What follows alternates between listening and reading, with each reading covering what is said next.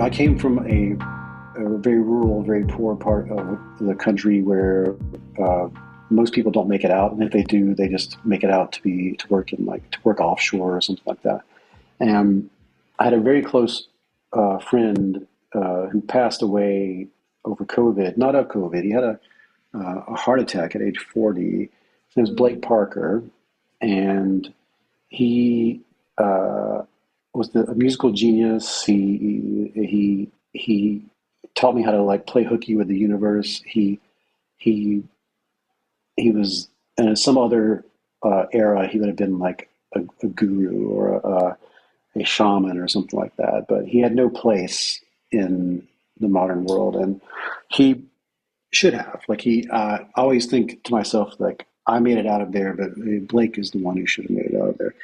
Um, and when he passed away, his family asked me to um, do the eulogy and all the rest. And it was the middle of COVID, and we all just said, fuck it, let's if we get it, we get it. And we had this um, interesting hybrid version of a Baptist funeral, and then what Blake would have liked kind of funeral. And uh, these days, when I think about like phoning it in, or I think about taking half measures, or I think about giving in to laziness or whatever, I think about how Blake never got a chance to do any of the things that I'm getting to do right now, and that inspires me to stay engaged. Mm. What's the best advice you've ever gotten? Um, let's see. I collect a lot of these things. Like I'm a big journaler, and so I have tons of advice that I've written down. I can give you a couple rapid fire ones. James Burke, who I previously mentioned, told me um, never stop making new stuff. He was suggesting that it's sort of don't put all your eggs in one basket creatively. If anything you ever make actually gets recognized and gets out there, don't just become the person that makes that thing. It was like immediately make something else and keep moving forward, sort of in a in a Madonna reinvent yourself kind of way. Um, Cory Doctorow, the writer, he gave me writing advice that I absolutely apply and pay forward. He told me to always keep hours. Choose a time of day every day that you quit writing, and no matter what you're doing, stop, even if you're in the middle of a sentence.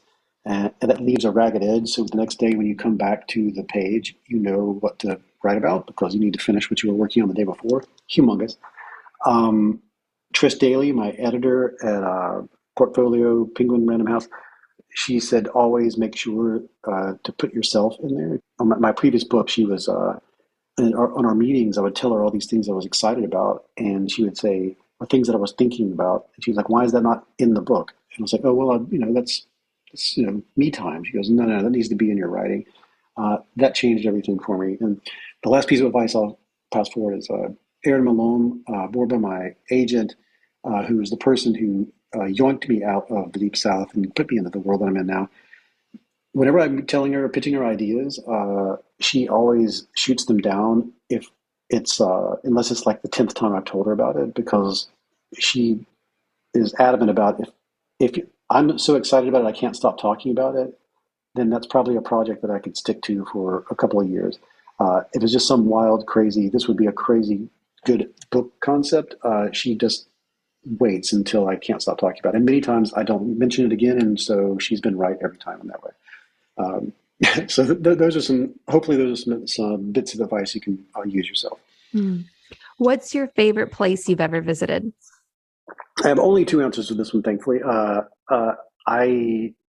in a very sad time in my life, I visited Toronto of all things, and ended up living there for almost a year. And I fell in love with a place that is oddly the people that I know who live in Toronto don't get why I love Toronto so much. And it's just because I visited it in a time when I needed to be in a place that was sort of like New York City, but in the year like 2103 or something like that.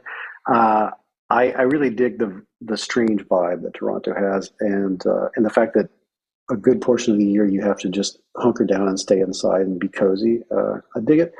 And while I was there, when I say what's the favorite place I visited, I was invited to a comedy show in an apartment where a bunch of stand-up comedians who were on tour, they got together and did this thing called the show apartment, the comedy show that happens in an apartment, where uh, I sat down with Sheila Heti, an author in Toronto, and we pretended to be at a comedy club while every comedian performed and all the other comedians heckled them. So it was an attempt for them to like get some experience dealing with hecklers. That was an incredible experience. And I had another experience like that. My first time leaving the country, I visited um, Germany, and just the person, one of the people staying at the hostel, offered to ask, "Would you like to come see our rap battle that we're having in the old abandoned high school?"